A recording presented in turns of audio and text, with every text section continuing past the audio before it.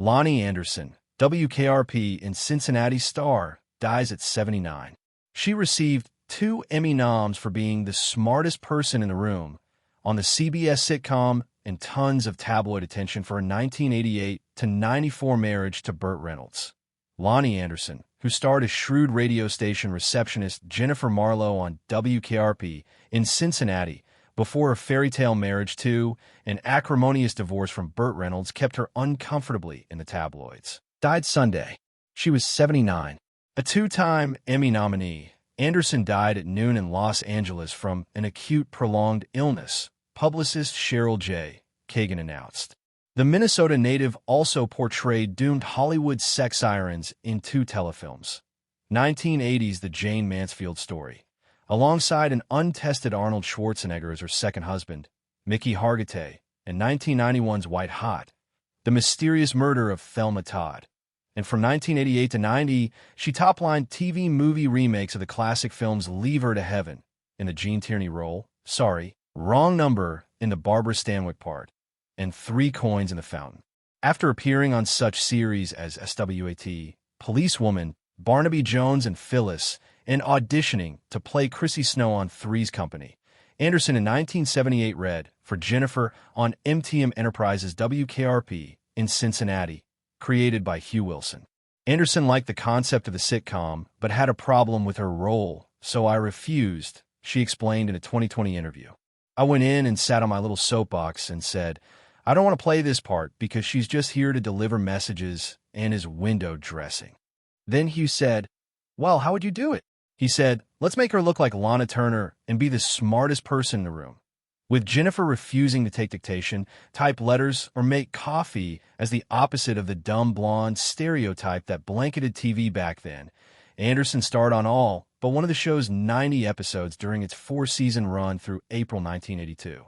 She received Emmy nominations after the second and third years of the series in 1980 and 81, but lost out to Loretta Swit of M*, A**,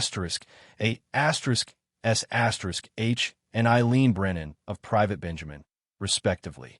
After WKRP, Anderson appeared as Sunday school teacher Pembroke Feeney alongside Reynolds as a NASCAR driver in Stroker Ace, 1983, directed by Hal Needham. She and Reynolds had met for the first time in 1981 on The Merv Griffin Show, when she was still married to actor Ross Bickle, and he was involved with actress Sally Field, and they began dating a year later. He had been married to actress Judy Carn from 1963 to 66. On April 29, 1988, the couple exchanged vows on Reynolds' 160-acre ranch in Jupiter, Florida. During the ceremony, he presented her with a 7-carat ring, which he designed in People in its cover story about the wedding described as a canary yellow diamond surrounded by smaller white diamonds. She was 41, he was 52. We all cried, said actor Robbie Benson, who was a guest. It couldn't have been lovelier. They looked like the perfect couple, the kind you see on the top of a wedding cake, only bigger. Loni K. Anderson was born on August 5, 1945, in St. Paul, Minnesota. Her father, Clayton, was an environmental chemist, and her mother, Maxine, a model. She was naturally dark-haired. I loved being a brunette, she said. It was exotic. People weren't quite sure what nationality I was. There was a mystery. When acting, I could be the bad lady. Anderson graduated from Alexander Ramsey Senior High School in Roseville in 1963 and finished runner-up in the 1964 Miss Minnesota pageant, while an art student at the University of Minnesota. Also in '64, she eloped with Bruce Hasselberg, the brother of a fellow Miss Minnesota contestant. They had a daughter, Deidre, but their marriage was effectively over in a matter of months. The 5'7" Anderson donned a blonde wig and was hired to play Billy, in a role made famous by Judy Holliday, on a Minneapolis stage in Born Yesterday, kickstarting her career. She was in another play with veteran actor Pat O'Brien, who told her she should try her hand in Hollywood. She moved to Los Angeles in 1975 with Bickle, dyed her hair platinum blonde, and found steady TV work, including a guest starring stint on MTM's The Bob Newhart Show, as a woman who files a paternity suit against Dr. Hartley patient Elliot Carlin, Jack Riley, then wants to rescind it. Anderson didn't land the Three's Company gig because she was too beautiful, too savvy, John Ritter said in Chris Mann's 1998 book, Come and Knock on My Door. No one would believe she couldn't live in her own apartment, that she would have to struggle to get the rent paid. Suzanne Summers, of course, would gain fame as Chrissy. Bickle had auditioned for the part of Annie Travis on WKRP and told her about the Jennifer opportunity. After getting hired, she would have an affair with Gary Sandy, who would play Travis, the station manager. She revealed in her 1995 autobiography, My Life in High Heels, that in the summer of 1980, she asked for a big raise from the WKRP producers and got it. In 1984, Anderson starred with Linda Carter as private detectives who share an ex-husband who is murdered on NBC's Partners in Crime, which lasted just 13 episodes. Also that year, she appeared as herself in The Lonely Guy, starring Steve Martin. She reunited with Wilson in 1986 on the NBC comedy Easy Street, playing a former showgirl who inherits a bundle after her younger husband dies, much to the dismay of his sister. It lasted one season. After marrying Reynolds, they voiced Pooches in All Dogs Go to Heaven, 1989, appeared in 1990 on an episode of a short-lived ABC series BL Stryker, and attempted to portray husband and wife on a new CBS series, Evening Shade, but network execs wanted Marilu Henner instead. In 1991, Anderson led a chance to replace the fired Delta Burke on CBS Designing Women Slip Away, but returned as Jennifer for 2 episodes of the new WKRP in Cincinnati.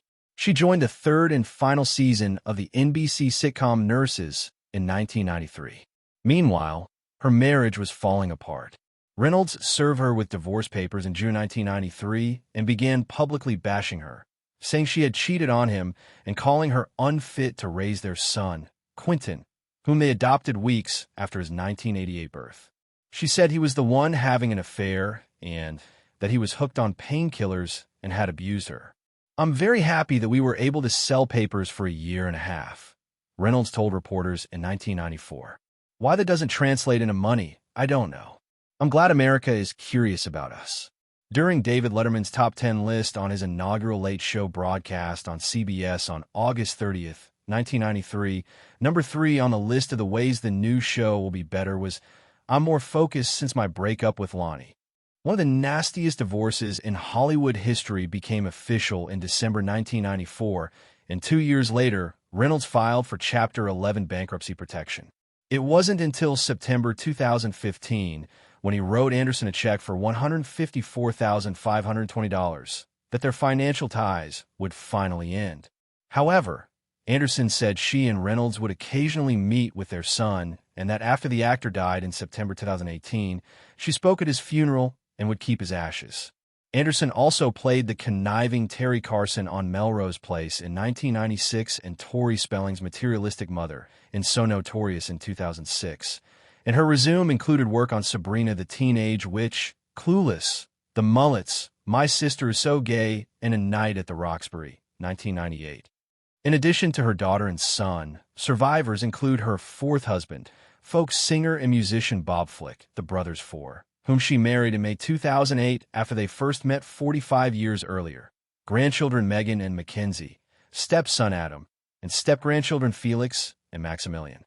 A private family service will be held at the Hollywood Forever Cemetery, followed by a celebration of life at a future date. Contributions in her memory can be made to the National Lung Health Education Program and or the American Cancer Society. Loni was a class act.